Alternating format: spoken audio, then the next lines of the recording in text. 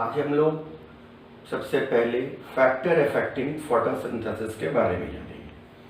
तो factor affecting photosynthesis क्या है? यानी अभी तक आप लोगों ने सारी प्रक्रियाएं पढ़ी कि फोटोसिंथेसिस कैसे होगा, कैसे लाइट रिएक्शन होगा, कैसे डार्क रिएक्शन होगा। अब है कि वह कौन से इन्वायरमेंटल फैक्टर और इंटरनल फैक्टर हैं जो फोटोसिंथेसिस को अफेक्ट करते हैं। इसलिए मैं एक टॉपिक लेके आया हूं, फैक्टर अफेक्टिंग फोटोसिंथेसिस। तो कौन कौन से वो फैक्टर है? लाइट है, कार्बन डाइऑक्साइड है, टेम्परेचर है और वाटर है। जैसे कि पिछले वीडियो में भी आप लोगों ने देखा था कि फैक्टर्स के बारे में मैंने चर्चा किया था। तो आज सबसे पहले हम लोग ये देखेंगे कि लाइट का क्या प्रभाव पड़ता है फोटोसिंथेसिस के रेट पर। तो लाइट में तीन बातें आपको जाननी होती है: intensity of light, quality of light and quantity of light. चलिए अगले स्लाइड पर आते हैं। तीन ग्राफ आप देख रहे हैं स्लाइड पर, और ये तीनों ग्राफ क्या है? एक लाइट इंटेंसिटी के लिए ग्राफ है, दूसरा टेम्परेचर के लिए है और तीसरा कार्बन डाइऑक्साइड के लिए है। और फैक्टर कितने हैं? 4 हैं। तो वाटर के लिए कोई हमने ग्राफ नहीं लिया है। ये तीन ग्राफ है और तीनों ग्राफ आपको क्या बता रहे हैं? पहला ग्राफ रेट ऑफ फोटोसिंथेसिस को दिखा रहा है लाइट इंटेंसिटी में। तो लाइट इंटेंसिटी से वो 38% जो हम लिख रहे हैं वो क्या लिख रहे हैं? कहता है कि लो light condition decrease rate, increasing the light intensity past the optimum light intensity has no effect on the rate of photosynthesis। यानी इनिशियली लाइट की इंटेंसिटी रेट ऑफ फोटोसिंथेसिस को इफेक्ट करेगा, लेकिन एक वह समय आएगा जिसके बाद लाइट की इंटेंसिटी कितना भी आप बढ़ा लें उससे कोई आपको अंतर नहीं पड़ेगा। वो एक एस्थेटिक ग्राफ पकड़ लेगा। वो वैल्यू क्या है? 38%। दूसरी तरफ टेम्परेचर, भाई आप टेम्परेचर के बारे में भली भांति जानते हैं और फोटोसिंथेसिस के भी बारे में भली भांति जानते हैं कि फोटोसिंथेसिस एक एंजाइमेटिक प्रोसेस है और उसमें भी डार्क रिएक्शन कंप्लीटली एंजाइमेटिक है। रूइस को क्योर ऊपर डिपेंड करता है, पेप्केस के ऊपर डिपेंड करता है, और ये एंजाइम जो है प्रोटीन के बने हुए और प्रोटीन के लिए ऑप्टिमम टेम्परेचर रेंज की आवश्यकता है। तो एंजाइम के लिए भी ऑप्टिमम रेंज ऑफ टेम्परेचर की आवश्यकता होगी, और ऑप्टिमम रेंज ऑफ टेम्परेचर की आवश्यकता होगी तो वो ग्राफ दिख रहा है कि शुरू से धीरे धीरे ग्राफ ऊपर की ओर बढ़ रहा है और एक पीक पर जाकर के कहां 25 to 35 डिग्री सी, और वहां से वो धीरे धीरे नीचे की ओर फिर डिक्लाइन करता है। ऊपर क्या लिखता है? इंक्रीजिंग और decreasing the optimum temperature result in the lower rate of the photosynthesis. Now the third thing like that, the carbon dioxide concentration, which is very important for you। तो यहां फिर कंसंट्रेट करें कि कार्बन डाइऑक्साइड का भी concentration जब शुरू में बढ़ रहा है तो रेट ऑफ फोटोसिंथेसिस बढ़ रहा है, लेकिन एक समय जाकर के कितना 0.1% कंसंट्रेशन होने के बाद वो स्टडी ग्राफ लेता है। Low carbon dioxide concentration decrease the photosynthetic rate, increasing the concentration above the optimum has no effect on the rate of photosynthesis। यहां आप ध्यान दें, मैं बहुत ही नट सेल में इस बातों को समराइज कर दिया है। अब one by one light intensity, temperature और कार्बन डाइऑक्साइड पर बात करेंगे, जिसमें हम प्रमुखता से बात करेंगे लाइट इंटेंसिटी और कार्बन डाइऑक्साइड। अगले स्लाइड पर देखें। हम लोग लाइट के इफेक्ट को डिटेल्स में देख रहे हैं। स्क्रीन पर लिखा हुआ है effect of changing light intensity, और सामने में ग्राफ भी है। वो ग्राफ क्या कह रहा है सो देखिए। यह ग्राफ आपका चिर परिचित ग्राफ है। एक तरफ लाइट इंटेंसिटी को दिखा रहा हूँ और एक तरफ रेट ऑफ फोटोसिंथेसिस को। तो खैर, अब इसके बारे में 4-5 पॉइंट हमने बनाया है। जो पॉइंट को पहले समझें, फिर मैं ग्राफ समझा रहा हूं।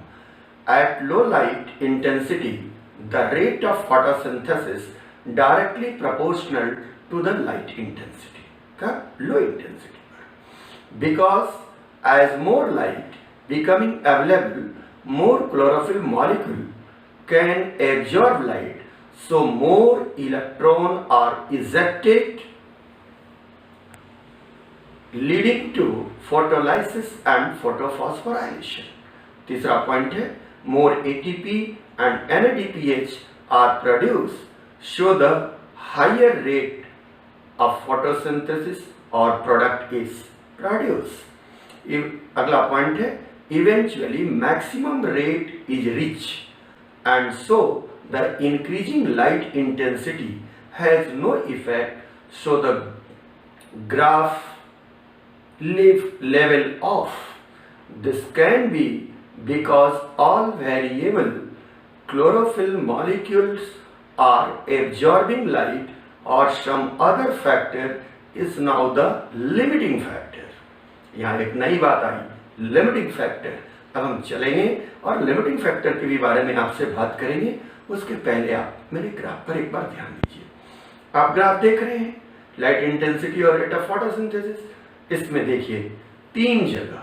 सबसे पहले पहला पॉइंट जहां से ग्राफ शुरू हो रहा है, at low light intensity the plant is respiring. मतलब लो लाइट इंटेंसिटी पर फोटोसिंथेसिस तो नहीं हो रहा है, लगभग नेग्लिजिबल है, लेकिन रिस्पायरेशन हो रहा है। जैसे लाइट की इंटेंसिटी बढ़ी, as the light intensity increase, the rate of photosynthesis also increase। यही बात मैं बार बार समझाना चाह रहा हूं, आपको बार बार कहना चाह रहा हूं। लेकिन तीसरी बात, अब वहां देखिए फ्लैट हो गया मेरा ग्राफ, एकदम स्टैटिक जा रहा है, कोई इफेक्ट नहीं पड़ रहा है लाइट इंटेंसिटी का। Increasing the light intensity has no effect on the rate, other factor are limiting. अब यहाँ किसके बारे में, कार्बन डाइऑक्साइड और टेम्परेचर, ये लिमिटिंग हो गए। अब लिमिटिंग फैक्टर या लॉ ऑफ लिमिटिंग फैक्टर्स क्या है, इसके बारे में तुरंत मैं आ रहा हूं। आपके एनसीईआरटी का एक मैंने ग्राफ लिया है, वो भी ग्राफ रेट ऑफ फोटोसिंथेसिस और इंटेंसिटी के बीच में, उसी को मैंने समझाया है। लेकिन देखिए उसमें क्या क्या है, पॉइंट ए, दूसरा स्लॉट बी, तीसरा सी, और फिर ई है और डी है। ये बिंदु क्या है, तो इसके लिए मैं लिटरेचर दिया हूं, लिखता हूं कि observe the graph of the light intensity on the rate of photosynthesis in the graph. Light is a limiting factor in the region A. Point D represents the intensity of the light at which some other factor become a limiting factor. Point C represents that the rate of photosynthesis is not increased with the increasing light intensity. ये question यहाँ से बार बार पूछे गए हैं, NEET में बहुत बार पूछे गए हैं, इसलिए मैंने एकदम संक्षेप में ये बताया है कि पॉइंट ए किसको इंडिकेट कर रहा है, पॉइंट बी किसको कर रहा है, सी किसको कर रहा है, और डी और ई का मतलब क्या है। सामान्यतः ए बी सी पूछे जाते हैं। तो खैर ठीक है, आपने ये लाइट इंटेंसिटी के सापेक्ष में रेट ऑफ फोटोसिंथेसिस को देखा। पॉइंट ए क्या कह रहा है, यह उस कौन सा रीजन है, वो वहाँ पर कौन लिमिटिंग फैक्टर हुआ है। फिर पॉइंट डी क्या कह रहा है, पॉइंट बी क्या कह रहा है, और पॉइंट सी क्या कह रहा है। ये हमेशा याद रखें। मुख्यतः इसमें पॉइंट बी को बार बार पूछा गया है कि बी रीजन क्या कह रहा है। तो आप ऑलरेडी हमसे जाने कि बी रीजन क्या कह रहा है और कैसे कह रहा है। खैर फिर इस पर हम लोग लिमिटिंग फैक्टर की बात को आगे लेके आ रहे हैं। अब हम लोग चल रहे हैं कार्बन डाइऑक्साइड के कंसंट्रेशन का इन रेट ऑफ फोटोसिंथेसिस पर क्या प्रभाव पड़ेगा। कंसंट्रेशन और रेट ऑफ फोटोसिंथेसिस के बारे में अगर हम लोग जानते हैं, देखिए तो यहाँ स्लाइड पर आपको दिख रहा है कार्बन डाइऑक्साइड, और इसमें हमने कुछ पॉइंट बनाया है, और सारे पॉइंट को मैं एक बार पढ़ता हूँ और आपको समझाता हूँ, क्योंकि ये लिटरेचर है। CO2 is the major limiting factor for photosynthesis, हमेशा याद रखना है। दूसरा पॉइंट कहते हैं the CO2 concentration is very low in atmosphere is 0.03% to 0.04% is equal to 300 ppm to 400 ppm। याद होगा मैंने C3 साइकिल के लिए बोला था एटलीस्ट 50 ppm से नीचे नहीं, 50 ppm से ऊपर। तीसरा पॉइंट कहता हूँ C4 plant so saturation at 360 ppm whereas C3 plant shows saturation at 450 ppm. Thus, the current CO2 concentration is the limiting for the C3 plant but optimum for C4 plants. देखिए कितनी important बात है. If CO2 concentration increased in the C3 plant would be benefited, that is called CO2 fertilization effect. कई बार पूछा हुआ है पहले NEET में और ये इकोलॉजी में भी पूछा हुआ है. A very high CO2 concentration cause stomatal closure. This result in decrease in photosynthesis. ये भी लास्ट ईयर क्वेश्चन पूछा गया था. कहाँ पूछा गया था? तो ओलंपियाड में क्वेश्चन था. अगला पॉइंट मैं एफ नंबर में आ रहा हूँ दूसरी तरफ. वो देखिए उसको प्रमुखता मैंने दिया CO2 compensation point. At a low CO2 concentration, there is no apparent gaseous exchange between environment and photosynthetic organ. This is called CO2 compensation point. The value for C3 plant is 25 to 100 ppm and for C4 plant 0 to 10 ppm. ये याद रखेंगे compensation point को. अब मैं नीचे note दे रहा हूं कि क्या रीजन है कंपनसेशन पॉइंट का. वेरी क्लियर चार्ट है जहां कहीं कोई आपको दिक्कत नहीं होने वाला है. कहता है कि very low CO2 in the atmosphere, plant can not absorb CO2 because lack of the proper dilution gradient show respiratory CO2 use in photosynthesis. तो बिल्कुल बातें क्लियर है. इसके बाद हम आते हैं कहाँ? टेम्परेचर. तो कहता है the dark reaction being enzymatic are temperature controlled. पहले भी इन बातों को हमने आपको समझाया है. इसमें हमने 2 पॉइंट बनाए हैं. दोनों पॉइंट आपको स्पष्ट दिख रहा है, कोई समझाने की बात नहीं है. चौथा क्या है? वाटर है कि वाटर क्या इफेक्ट करेगा. तो भाई आप जानते हैं कि वाटर जो है इतना है कि वो बहुत कम ही लिमिटिंग फैक्टर के रूप में आता है. और पांचवा एक फैक्टर अलग से मैंने जोड़ा है ऑक्सीजन. कि ऑक्सीजन क्या करता है? तो वारबर्ग साहब ने बताया था कि ऑक्सीजन इनहिबिट करता है फोटोसिंथेसिस को C3 प्लांट्स में. और इन्होंने क्लोरेला में देखा था और इसे हम लोग वारबर्ग इफेक्ट कहते हैं. कभी कभी ये बिंदु पूछी जाती है. ठीक है. अब हम लोग आते हैं कि लॉ ऑफ लिमिटिंग फैक्टर्स जो ब्लैकमैन्स ने दिया वह क्या है. लॉ ऑफ लिमिटिंग फैक्टर्स, इसके बारे में थोड़ा सा जानते हैं. ऊपर स्क्रीन पर लिखा हुआ है कि लॉ ऑफ लिमिटिंग फैक्टर. सब लोग जानते हैं कि लॉ ऑफ लिमिटिंग फैक्टर ब्लैकमैन्स ने 1905 में दिया था. लेकिन ये लॉ ऑफ लिमिटिंग फैक्टर जो ब्लैकमैन्स ने फोटोसिंथेसिस के लिए दी, वास्तव में ये इन्फ्लुएंस है लॉ ऑफ लिविंग जो आप लोगों ने प्लांट न्यूट्रिशन में पढ़ा होगा और फिर इकोलॉजी में भी हम उस पर बात करेंगे, वो लिमिटिंग फैक्टर्स के बारे में. तो यहाँ हम लोग क्या देखते हैं कि लॉ ऑफ लिमिटिंग फैक्टर है क्या. तो देखिए लॉ ऊपर हमने हाईलाइट किया है. When a process depend upon 2 or more factor, the rate of the process is limited by the factor which is the shortest supply. मतलब कि किसी काम को करने के लिए एक से ज्यादा कारक या एक से ज्यादा फैक्टर्स की आवश्यकता हो तो उसमें सबसे कम जो फैक्टर अवेलेबल हो वो वर्क को रोक देगा, यानी वो लिमिटिंग फैक्टर्स हो जाएगा. जैसे अब यहाँ पर आप जानते हैं कि रेट ऑफ फोटोसिंथेसिस को लिमिट करने के लिए क्या क्या हो फैक्टर काम करेगा. पहला light intensity, availability of water, availability of carbon dioxide, availability of chlorophyll and temperature. इसमें से अवेलेबिलिटी ऑफ क्लोरोफिल जो है वो तो इंटरनल फैक्टर्स है, वो भी लिमिटिंग फैक्टर हो सकते हैं. लेकिन एक्सटर्नल फैक्टर की बात हम लोग कर रहे हैं तो लाइट इंटेंसिटी. तो कहता है कि लाइट इंटेंसिटी प्रायः लिमिटिंग फैक्टर नहीं होता. अब बच गया क्या? Availability of water. ये भी प्रायः लिमिटिंग फैक्टर नहीं होता, होने के लिए हो सकता है लेकिन प्रायः नहीं होता. अब क्या है? Availability of carbon dioxide. तो कार्बन डाइऑक्साइड की अवेलेबिलिटी लिमिटिंग फैक्टर होगा और होता भी है. टेम्परेचर का प्रभाव आपने ऑलरेडी जाना है.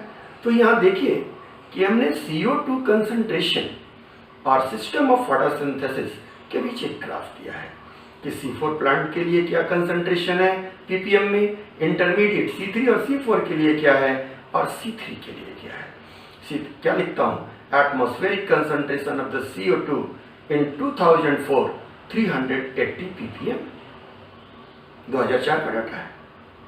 और वहां पर देखिए 50 से 100 के बीच कि 50 से कम पर लिमिटिंग हो जाएगा C3 के लिए, अब वो 100 से ऊपर CO2 concentration point level at which not photosynthesis stop, कि CO2 कंपनसेशन पॉइंट क्या है, वह लेवल है जहां पर नेट फोटोसिंथेसिस स्टॉप कर जाता है।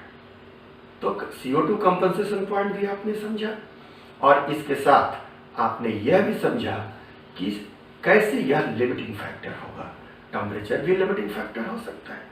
तो इस तरह हमने एक आपको फैक्टर अफेक्टिंग फोटोसिंथेसिस के बारे में बातें किया और यह इसलिए ऐसा किया कि आपके नीट में जहां जहां से प्रश्न आते हैं उनकी उपयोगिता है, उसके लिए मैंने आपको ब्रश किया। और ये वीडियो, ये लेक्चर फोटोसिंथेसिस का यहीं खत्म होगा, लेकिन जाते जाते मैं समरी भी दे जाऊंगा कि C3 प्लांट, काम प्लांट, C4 प्लांट में क्या क्या फीचर्स हैं और कहां कहां वो डिफरेंस है। देखें अंतिम स्लाइड पर।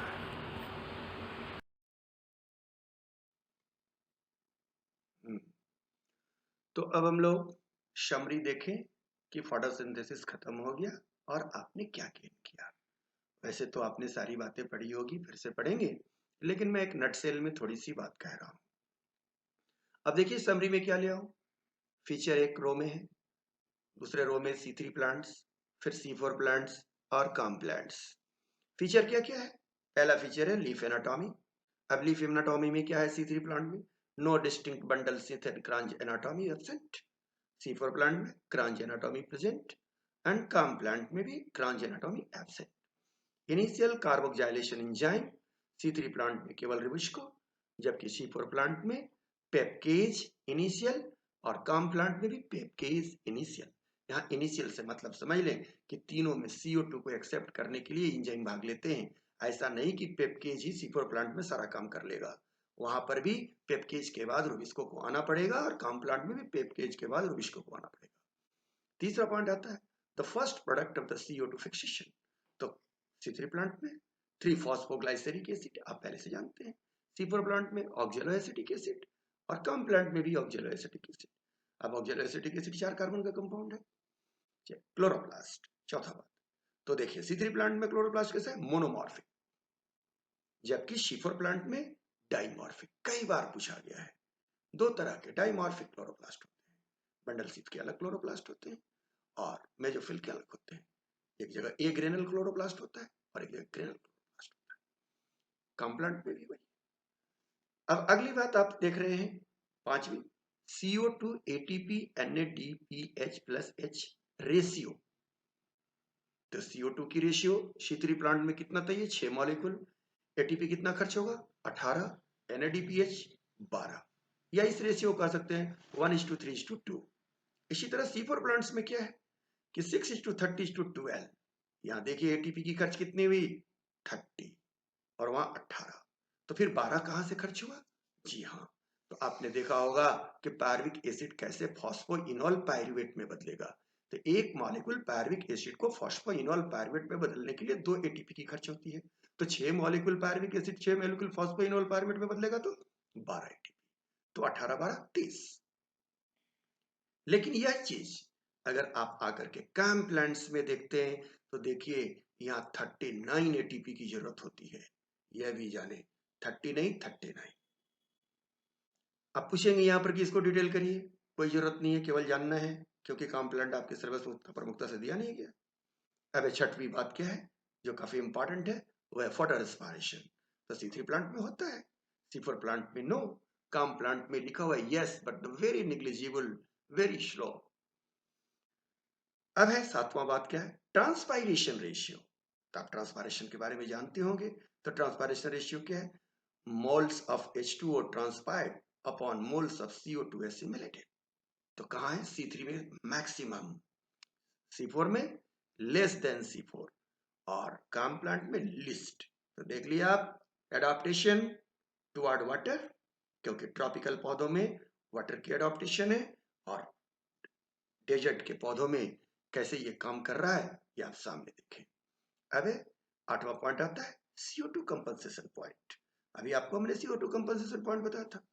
तो C3 प्लांट में क्या है 25 to 100 ppm और C4 में 0 to 10 ppm और काम में 0 to 5 ppm। अब है abundance, most abundance. C3 plant सबसे ज्यादा पाए जाते हैं 85%, काम प्लांट इस C4 प्लांट 5% और काम प्लांट 10%, क्योंकि जीरोफाइटिक प्लांट्स जो भी हैं क्रिस्टोलेसी फैमिली की जो भी पौधे हैं वो सारे काम प्लांट्स हैं।